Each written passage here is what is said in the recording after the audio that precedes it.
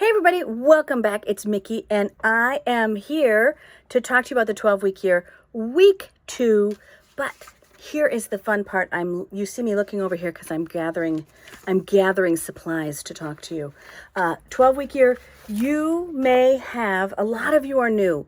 So I wanted to kind of reach out and just kind of give you some of the ideas because it's so helpful. And we are in a position where we haven't been before, which is we have a lot of new people and we have a lot of people who have been here before that have an enormous and powerful amount of information.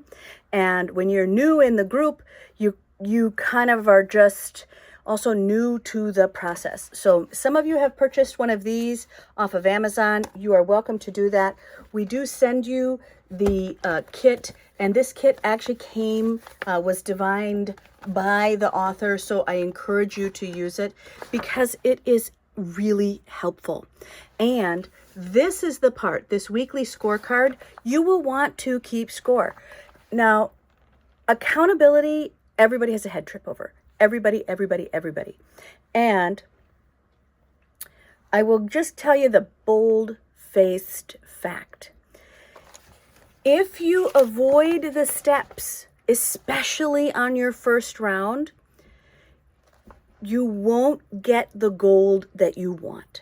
And the gold is that you cannot control what you do not measure. You cannot control what you do not measure. And a lot of people don't want to measure how often they're doing something. One, because they didn't do the tactics, or there's something missing in their process, but you want to be able to do the things. And so that means having that Monday through Friday, here's what I'm going to do and here's how I'm going to do it.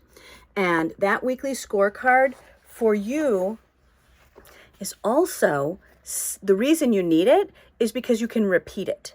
So when I'm going back to a process, I'm like, well, I feel lost. We get lost in our processes.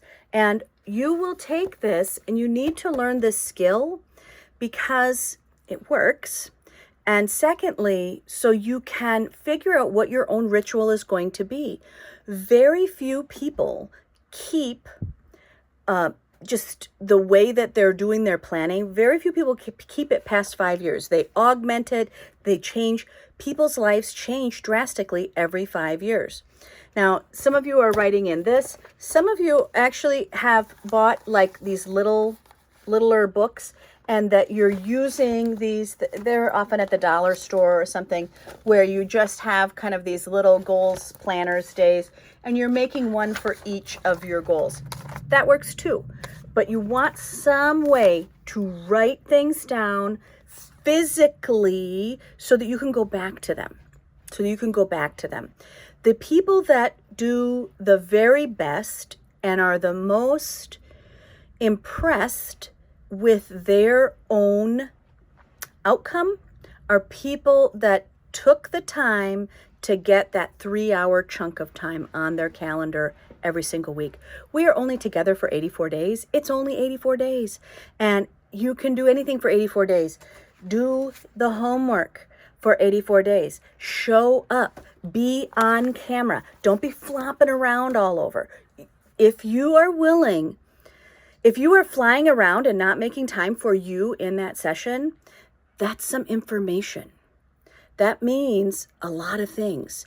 And what I'm offering is that 1 hour, really 1 hour and 10 minutes, that 1 hour should be for you. It should be about you. You are in group. That means have your camera on, be there, listen to the other dynamic, amazing people that are in your group because they are part of the gift of the program. The people that are in group, I am really biased because y'all are great. Y'all have great advice and so many people. I mean, these are people who have made millions, led companies that they have so much just love to give. So show up for yourself. Put your camera on. Don't have anything else to do. Get ready before you go. Have a little drink. But be ready to be someone who gives and someone who receives. Now, in that first time period, what also happens is a lot of people just go, oh, this is the magic thing. I'm in group. They're going to whip me into shape and whatever. No, we're not. What will happen is that you will start to see what keeps getting in your way. What will happen by week 3 or 4 or 5 is you'll start to recognize a pattern of resistance, a pattern of disorganization, a pattern of whatever it was that is your pattern. And you need to do a little emotional fact finding on that. And what I find is that a lot of people are really focused on task, and not person. And I get asked this all the time because of how many people actually go, why are you doing these groups still? And I'm like, because they're life-changing. And they're life-changing because what I thought was the answer when I first started, now I've done 22 rounds. After 22 rounds, I have learned so much because, one, I've seen people do this 4, 5, 6 times, and you actually see them change. You see, the stress come down, and you see what it really is. It's not about getting more done. It's about being more present as someone who gets things done. That's a powerful statement. And when we look at everyone that's in that group, this is a group of high achievers, that these are people who have big dreams, compelling futures, and they really want to be better because their dreams matter. So in that, sometimes, because, right, old pattern, we have to do some emotional fact finding. And we have to do some emotional fact finding because a lot of times we've accepted some old behaviors, and I want to acknowledge those. I want to acknowledge those old behaviors, but that doesn't mean I'm giving them approval.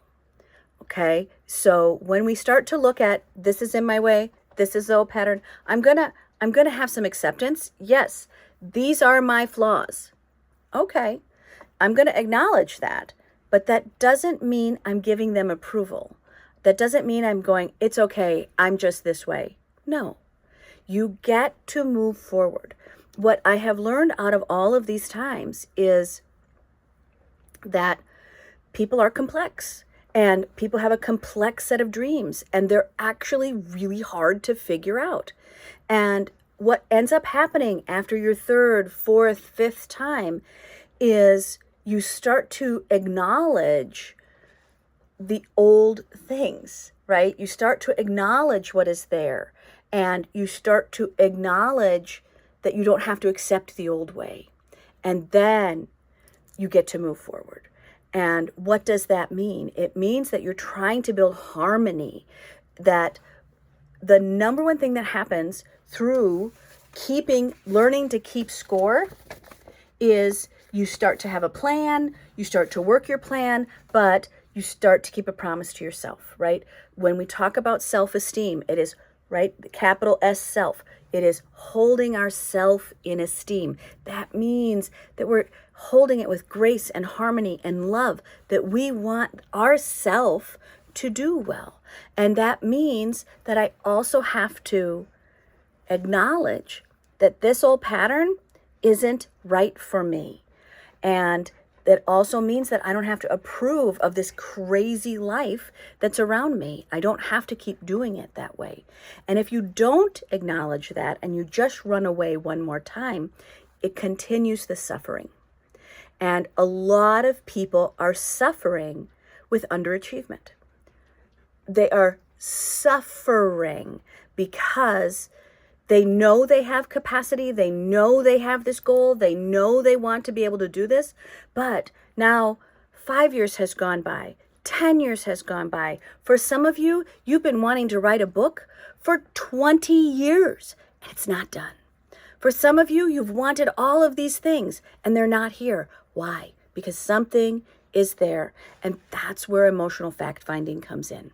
Because there's sometimes a pile of grief there, there's sometimes unfinished business, and there's sometimes a foundational goal that needs to be made. So when you're looking at why are we measuring all of the time, it is because you can't control what you don't measure.